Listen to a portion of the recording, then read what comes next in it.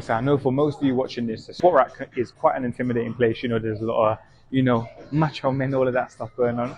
But keep in mind, it's designed to make your life a lot easier and a lot safer too, okay?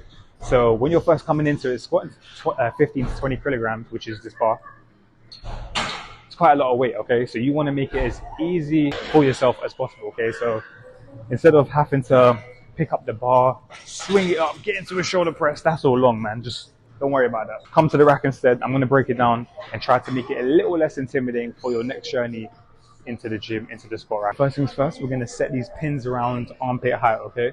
So reason being, we don't want it too low to where we basically have to do a squat to get off, and then we don't want it too high to where we have to tiptoe, and then we're squatting back and then all the weight's just making us all wobbly, okay? So cool. So turn this out. So keep in mind, some of them you might have to lift it up and then take it out, but we're just gonna twist out like so, yeah? So around armpit height, keep in mind this is gonna drop a little. So I might put this around, let's try here,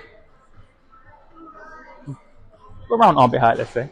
And then we're just gonna come over, do the same here. I'm just gonna be cheeky and copy the other side. So yeah, now we in business. And then we're just gonna pop this on. When we come underneath, we wanna have our hands as close together as possible, okay? So what we're trying to do is create a nice shelf on the back, okay? We don't want it too wide, but then we don't want it too close to where it's uncomfortable on our shoulders. So it all depends on your shoulder mobility, okay? Coming around here.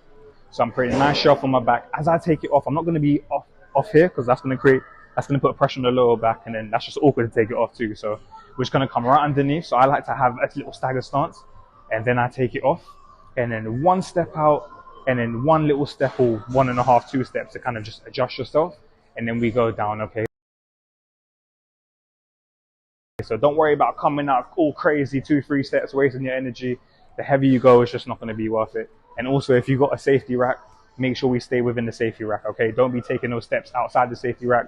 It's there to keep you safe, okay? And then when we do our squat, we'll just back in, hit both sides, and then boom, just like that, we in business.